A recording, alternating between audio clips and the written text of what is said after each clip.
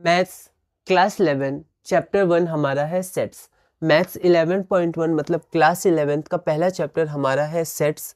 और इसमें हम लोग क्या कर रहे हैं, इसमें हम लोग थ्योरी कर रहे हैं और कुछ कुछ क्वेश्चंस देख रहे हैं।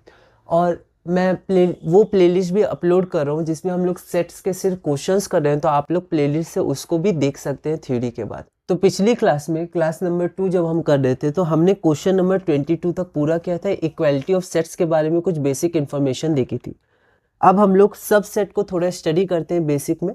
एनसीईआरटी के नोट से एक ब्रीफ ओवरव्यू लेते हैं कि सबसेट क्या होता है। क्वेश्चन नंबर 23 एक इंपॉर्टेंट टॉपिक है, what is a subset, explain. A set A is said to be a subset of set B if every element of A is also an element of B. तो हमारे पास दो set है ए और B, ठीक है। ए के मान लेते कुछ एलिमेंट है 1 और 2 और बी के पास एलिमेंट है 1 2 3। तो ए का हर एक एलिमेंट बी में भी है, ठीक है। तो ए बी के अंदर है, ऐसे हम लोग समझ सकते हैं, ठीक है।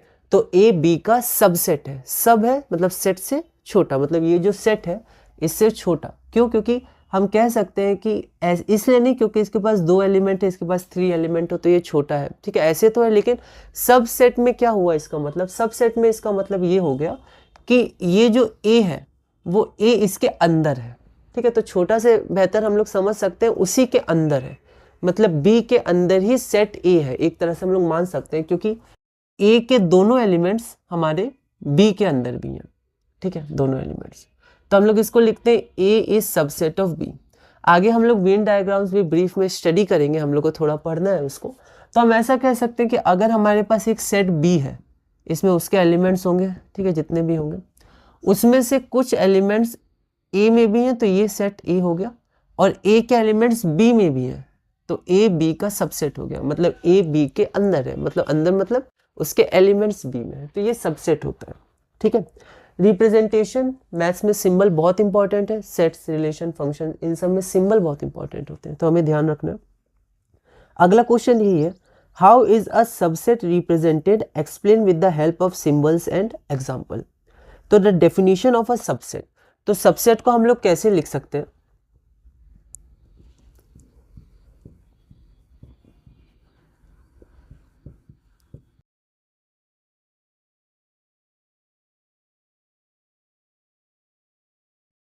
तो इसको हम लोग ऐसे लिख सकते हैं कि ए बी का सबसेट तभी होगा, ठीक है, अगर क्या होगा, ए एक एलिमेंट ऑफ ए है, ठीक है। ये स्मॉल ए है मतलब ये एलिमेंट को रिप्रेजेंट कर रहा है, और ये कैपिटल ए है मतलब ये सेट को रिप्रेजेंट कर रहा है। तो अगर ए के एलिमेंट्स है जिनको ए से हमने जनरल रिप्रेजेंट कर दिया, जहाँ ए मान लेते हैं 1 और 2 कोई भी हो सकता है, तो अगर ए का एलिमेंट है इसका मतलब ए बी का भी एलिमेंट है, ठीक है। मतलब अगर 1 ए का एलिमेंट है तो 1 बी का भी एलिमेंट है, और 2 ए का एलिमेंट है तो 2 बी का भी एलिमेंट है, तब हम कहेंगे कि ए सबसेट ऑफ बी है, मतलब सेट ए का हर एलिमेंट सेट बी में भी प्रेजेंट हो, ठीक है। तो ये हम लोग सिंबल से रिप्रेजेंट कर सकते हैं। इसको हम लोग रीड कैसे करेंगे, तो एनसीईआरटी में अच्छे से लिखा भी गया कि above statement can be read as, तो ये सब आपको ध्यान रखना है आप कैसे रीड कर सकते हैं इन सिंबल्स को। तो the above statement is read as A is a subset of B if A is an element of A, implies, ये इम्प्लाइज का साइन होता है, हम लोग जनरली जब इक्वेशंस को सॉल्व करते हैं तो लगाते हैं इम्प्लाइज का sign. A is an element of A implies that A is also an element of B, ठीक है। तो A is a subset of B if A is an element of A, this implies that A is also an element of B, ठीक है। तो implies का sign होता है। Example के लिए यहाँ मैंने एक एग्जाम्पल लिया है, आप ये एग्जाम्पल भी ले सकते हैं, ठीक है। अब हम लोग कुछ नोट देखते हैं कि A is a subset of B, तो अगर हमारे पास A सबसेट ऑफ B है, ठीक है, every element of A is in B, ठीक है। It is possible that every element of B may or may not be in A, तो यहाँ पर A का सारा एलिमेंट B में है, ठीक है। अब B का सारा एलिमेंट A में है कि नहीं, तो जनरली हम लोग सोचेंगे B तो बड़ा सेट है, तो कैसे होगा, B के कुछ एलिमेंट्स तो A में नहीं होंगे। हाँ, ये पॉसिबल है, जनरली ये होता है, ठीक है, कि B के पास कुछ एक्स्ट्रा एलिमेंट्स भी रहते हैं जैसे यहाँ पर है। लेकिन अगर हम लोग B को भी 1 और 2 मान ले तो क्या होगा, तो हम लोग क्या करते हैं, मैथ्स में अलग अलग केसेस को भी स्टडी करते हैं। तो अगर B भी 1 2 हो जाए, तो क्या होगा, तो भी ये डेफिनेशन फॉलो होगी। कैसे, A is an element of A, तो अगर A एलिमेंट ऑफ A है, this implies that A element of B, तो A एलिमेंट ऑफ B भी है। जैसे 1 एलिमेंट ऑफ A है तो 1 एलिमेंट ऑफ B भी है, और 2 एलिमेंट ऑफ A है तो 2 एलिमेंट ऑफ B भी है।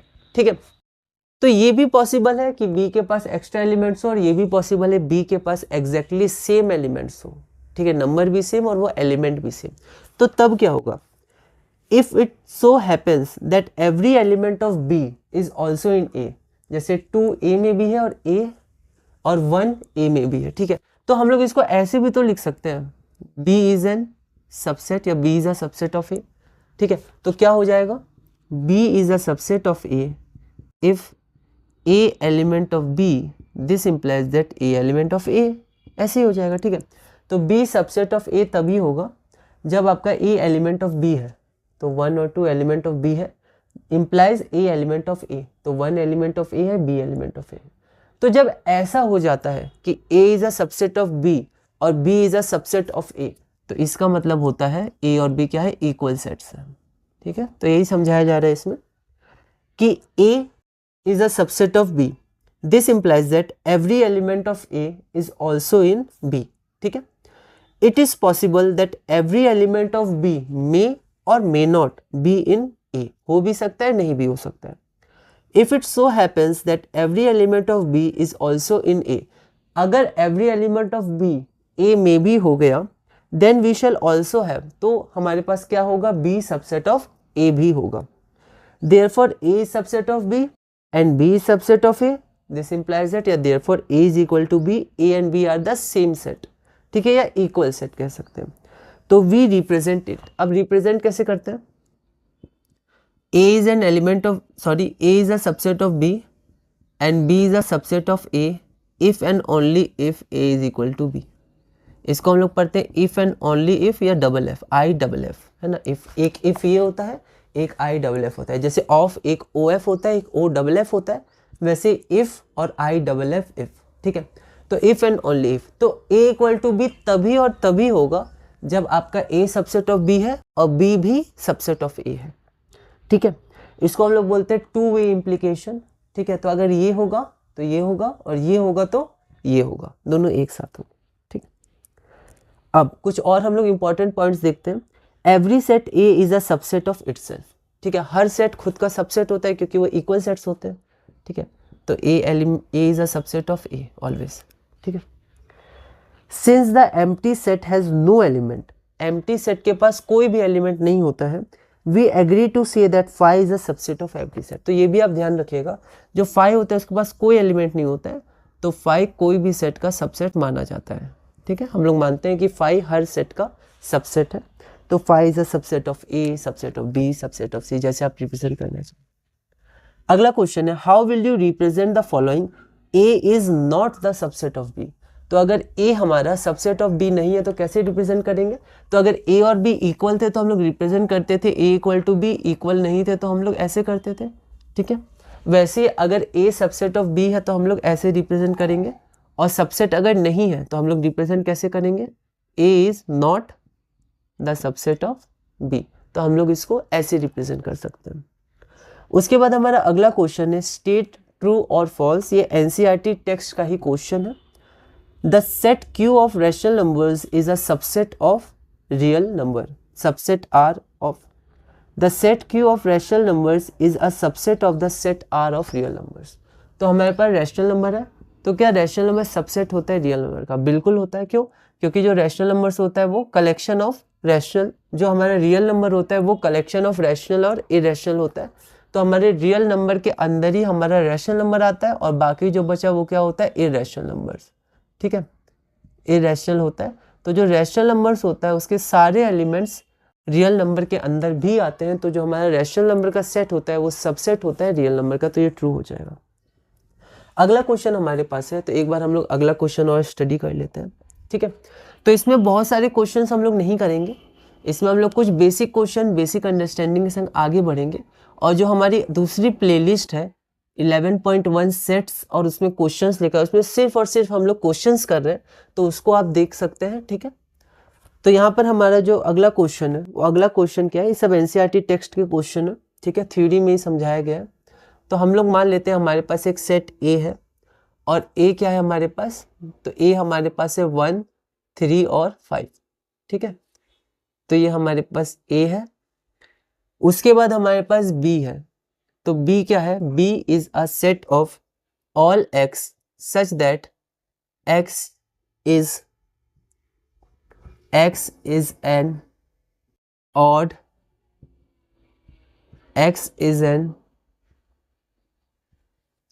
natural number less than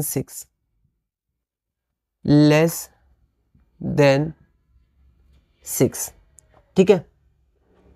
तो यहां पर दिया हुआ है A is a subset of B and B is a subset of A, hence A not equal to B, ठीक है। तो ये हमारे पास क्वेश्चन है। तो सबसे पहले ये तो हमारे पास रोस्टर फॉर्म में, एक बार इसको भी रोस्टर फॉर्म में लिख लेते हैं तो हमारे पास आसानी होगी कंपेयर करने में, सेट इक्वल है कि नहीं या सबसेट है कि नहीं वो। तो x is an odd natural number less than 6, तो less than 6 odd natural numbers 1 से शुरू होते हैं, 1 ऑड होता है, 3 ऑड होता है, 5 ऑड होता है, 7 लेंगे नहीं क्योंकि लेस देन 6 भी होना चाहिए, तो हमारे पास ये हो गया। अब हम देख सकते हैं ए और बी इक्वल सेट है, ठीक है, पर रिप्रेजेंटेशन में ध्यान देना है, ए सबसेट ऑफ बी है, बिल्कुल है, अभी हमने डिस्कस भी किया था। बी भी सबसेट ऑफ ए है, ये भी सही है। तो अगर ये दोनों ट्रू होते हैं तो ए नॉट इक्वल टू बी नहीं होता है, ए इक्वल टू बी हो जाता है। तो यहाँ तक सब सही था, बस यहाँ पर गलत है तो ये पूरा फॉल्स हो जाएगा, क्योंकि सब सही होना चाहिए ट्रू के लिए, तो हमारा आंसर फॉल्स हो जाएगा। और फॉल्स इसलिए होगा क्योंकि A subset of B and B subset of A, ये तो सही था, लेकिन ए इक्वल टू बी होना चाहिए था। ओके, अगला क्वेश्चन हम लोग देखते हैं, what is a proper subset and a super set. तो प्रॉपर सबसेट और सुपर सेट क्या होता है, ठीक है। तो हम लोग एक बार इसको देख लेते हैं, कुछ टर्म्स है हमारे पास। लेट ए एंड बी भी टू सेट्स, तो मान लेते ए और बी हमारे पास दो सेट्स हैं। If A is a subset of B and A not equal to B, ठीक है, मतलब ए तो सबसेट ऑफ बी है लेकिन बी सबसेट ऑफ ए नहीं होना चाहिए, वरना ए इक्वल टू बी हो जाएगा। तो ए सबसेट ऑफ बी है और ए नॉट इक्वल टू बी, मतलब बी हमारे पास बड़ा सेट है, उसके अंदर ए है, ठीक है, ये दोनों इक्वल नहीं है। तो अगर ऐसा होता है तो ए को हम लोग बोलते हैं प्रॉपर सबसेट, ए को हम लोग बोलते हैं प्रॉपर सबसेट ऑफ बी, ठीक है, और बी को हम लोग बोलते हैं सुपर सेट ऑफ ए। तो ये कुछ टर्म्स है। अगला है what is a singleton set, give an example. तो सिंगलटन सेट नाम से क्लियर है, सिंगल मतलब जिसमें एक एलिमेंट हो। A singleton set is a set that contains only one element, ठीक है, तो it is a set which contains only one element. Example आप कोई भी दे सकते हैं, मान लेते हैं हमारे पास 1 है, ठीक है, हम लोग 0 भी मान लेते हैं, तो ऐसा नहीं समझेंगे 0 मतलब इसमें कुछ नहीं है, 0 एक एलिमेंट है, ठीक है, तो इसमें एक एलिमेंट है जो 0 है, ठीक है, तो ये सब सिंगलटन सेट है। दूसरा एक इंपॉर्टेंट नोट है, क्योंकि एनसीईआरटी में एक दो एग्जांपल्स है जिनमें कंफ्यूजन हो सकती है, होती है। तो a set is always contained in a braces, ठीक है, तो अगर मैं 1 लिखूँ सिर्फ तो ये एक एलिमेंट हो गया, अगर मैं 2 लिखूँ तो ये एलिमेंट हो गया, है ना, अगर 3 लिखूँ तो एलिमेंट हो गया। लेकिन जैसे ही मैंने यहाँ पर एक ब्रेस लगा दिया, ब्रेसेस ब्रैकेट लगा दिया, generally curly bracket middle bracket हम लोग लगाते हैं, तो अब ये एक सेट हो गया, तो इसको हमें ध्यान रखना है, ठीक है। अगला क्वेश्चन हमारे पास और आखिरी क्वेश्चन हमारे पास क्या है, तो एक क्वेश्चन है और वो एनसीईआरटी सॉल्व्ड एग्जाम्पल का क्वेश्चन है।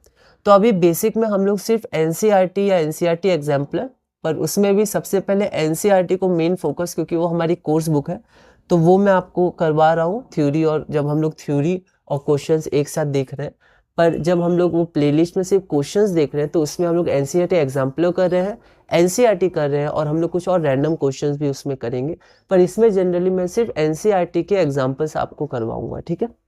तो यहाँ पर एनसीईआरटी सॉल्व्ड एग्जाम्पल में क्वेश्चन क्या है, तो हमारे पास एक सेट 5 दिया हुआ है, एक सेट ए हमारे पास दिया हुआ है, वो कितना है 1 और 3, ठीक है। उसके बाद हमारे पास एक सेट बी दिया हुआ है, बी हमारे पास कितना है, तो 1, 5 और 9, ठीक है। उसके बाद हमारे पास एक सेट सी दिया हुआ है, सी हमारे पास कितना है 1, 3, 5, 7 और 9, ठीक है। तो ये हमारे पास 4 सेट दिए हुए, ये भी एक सेट है एम्प्टी सेट। और आपको बताना है, जैसे हमने क्वेश्चन किया था कि एलिमेंट है कि नहीं है, ठीक है, वैसे यहाँ पर आपको बताना है कि सबसेट है कि नहीं है। ठीक है, तो पहला क्वेश्चन आपके पास है फाई सेट बी का सबसेट है या नहीं है। दूसरा क्वेश्चन हमारे पास है ए बी का सबसेट है या नहीं है। तीसरा क्वेश्चन हमारे पास है ए सी का सबसेट है या नहीं है। और फोर्थ क्वेश्चन हमारे पास है बी सी का सबसेट है या नहीं है। तो यहाँ पर हम लोग सबसे पहले देखते हैं जो हमारा फाई होता है वो फाई हर सेट का सबसेट होता है। तो phi is a subset of B, A is a subset of B और not. So A contains 1 and 3 and there is not 3 in B. ठीक है, मतलब 3 बी में नहीं है, या हम लोग ऐसे बोले एलिमेंट 3 बी में नहीं है। ठीक है, क्योंकि 3 ए का तो एलिमेंट है पर 3 बी का एलिमेंट नहीं है। ठीक है, तो ए बी के अंदर नहीं है, ए बी से छोटा जरूर है, इसके पास 2 ही एलिमेंट है पर इसके अंदर नहीं है। ठीक है, क्योंकि एक एलिमेंट 3 ए में तो है पर बी में नहीं है, तो यहाँ पर A is not subset of B. उसके बाद A is a subset of C और नॉट। तो 1 and 3 in A and 1 and 3 also in C. ठीक है, तो ये इसका सबसेट है और ये इसका प्रॉपर सबसेट है। ठीक है, और यहाँ पर 4 हमारा बी और सी, तो 1 5 और 9, तो ये 1 5 और 9, तो फिर से बी के सारे एलिमेंट सी में कंटेन्ड है, तो B is a proper subset of C. तो ये सी और सी ये दोनों एक जैसे लगते हैं पर ध्यान देना है ना, तो ये ऐसे है और सी थोड़ा ऐसे है। ओके, तो phi is a subset of B, A is not a subset of B, A is subset of C and B is subset of C. ठीक है, यहाँ पर आप रीजन भी दे सकते हैं 2 में, 3 is an element of A but 3 is not an element of B. ठीक है, और फाई सबसेट होता है एवरी सेट का। तो इसी के साथ हमने क्लास नंबर 3 अपनी पूरी की। ठीक है, अगली क्लास में हम लोग और आगे जाएंगे और बेसिक में थ्योरीज पढ़ेंगे एनसीईआरटी को बेस बुक मानकर, और धीरे धीरे हम लोग मैथ्स 11 चैप्टर 1 सेट्स में आगे बढ़ेंगे। अब हम लोग कुछ पीडीएफ देख लेते हैं और उसके बाद हम लोग क्लास 4 से कंटिन्यू करेंगे। हमारा अगला क्वेश्चन है what is a subset explain. तो a set A is set to be subset of set B if every element of A is also an element of B. तो ये एक इंपॉर्टेंट टॉपिक है हमारा। How is a subset represented, explain with the help of symbols and example. तो the definition of the subset क्या होता है कि A is a subset of B if A element of A implies A element of B. तो द above statement is read as A is a subset of B if A is an element of A implies A is also an element of B। Direct NCERT के notes है, तो कुछ मैं direct notes कुछ modify करके और कुछ general notes में आपको दूंगा। ठीक है, आपको जो सही लगे आप उसको लिख सकते हैं, आप उसको कट कर सकते हैं, ऐड कर सकते हैं, मॉडिफाई कर सकते हैं, अलग अलग रिसोर्सेज से देख सकते हैं। पर जब आप इतनी मेहनत से अपने नोट्स बनाए तो अपने नोट्स को आप ज़रूर रिवाइज़ करिएगा और क्वेश्चंस के अनुसार आगे के कॉन्सेप्ट के अनुसार पीछे का रिवाइज़ करके उनको मॉडिफाई करिएगा। एग्जाम्पल आप देख सकते हैं 1 2 3 और 1 2 3 3 4 5। तो अगर ए एलिमेंट ऑफ ए है मतलब ए 1 2 3 कुछ भी हो सकता है, तो वो सारा बी मतलब ए एलिमेंट ऑफ बी भी होगा, तो A is a subset of B. अगला है हमारे पास नोट में ए सबसेट ऑफ बी है, तो every element of A is in B. It is possible that every element of B may और may not be in A. तो ए में हो भी सकता है और नहीं भी हो सकता है। If it so happens that every element of B is also in A. तो अगर हर एक एलिमेंट जो हमारा बी में है वो ए में भी है, तो फिर हम लोग इसको लिख सकते हैं बी सबसेट ऑफ ए। तो ए सबसेट ऑफ बी है, बी सबसेट ऑफ ए हो गया, इसका मतलब ए और बी क्या है, सेम सेट है, वो दोनों इक्वल सेट है। ठीक है, तो इसको हम लोग रिप्रेजेंट करते हैं डबल इम्प्लीकेशन साइन से, जो होता है इफ़ आई डबल एफ। तो if and only if A is equal to B. तो every set A is a subset of itself, है ना। ये अगला नोट है हमारे पास कि हर सेट ए अपना सबसेट होता है। ठीक है, तो A is a subset of A. अगला नोट है हमारे पास since the empty set phi has no elements we agree to say that phi is a subset of every set. तो जो हमारा फाई है वो एम्प्टी सेट है, उसके पास कोई एलिमेंट नहीं होता है, तो हम लोग जनरली कहते हैं फाई सबसेट है एवरी सेट का। अगला क्वेश्चन है how will you represent the following set, A is not the subset. तो इस सिंबल से रिप्रेजेंट करेंगे। ठीक है, तो ये तो हमने कर लिया था ना, 24 ये भी हमारा हो गया था, तो शायद मैंने 2 बार कर लिया है। ठीक है, आगे बढ़ते हैं। 26 स्टेट ट्रू और false. The set Q of rational numbers is a subset of the set R of real numbers. ये बिल्कुल सही है, क्योंकि रियल नंबर्स के अंदर ही हमारा रैशनल नंबर्स क्यू आता है। ठीक है, ए हमारा 135 है, इसको हम रॉशर फॉर्म में रिप्रेजेंट करेंगे तो 135 आएगा। तो ए सबसेट ऑफ बी है, बी भी सबसेट ऑफ ए हो जाएगा, तो इसका मतलब ए इक्वल टू बी होगा। ठीक है, तो एनसीईआरटी टेक्स्ट का था, इसको थोड़ा मैंने मॉडिफाई किया, वरना यही जनरल क्वेश्चन आपका दिया हुआ है। ठीक है, तो ये हमारे पास ये आंसर का पहला ट्रू हो गया है ना, उसके अंदर आएगा, और दूसरा फॉल्स होगा क्योंकि ए इक्वल टू बी आना चाहिए और क्वेश्चन में ए नॉट इक्वल टू बी दिया है।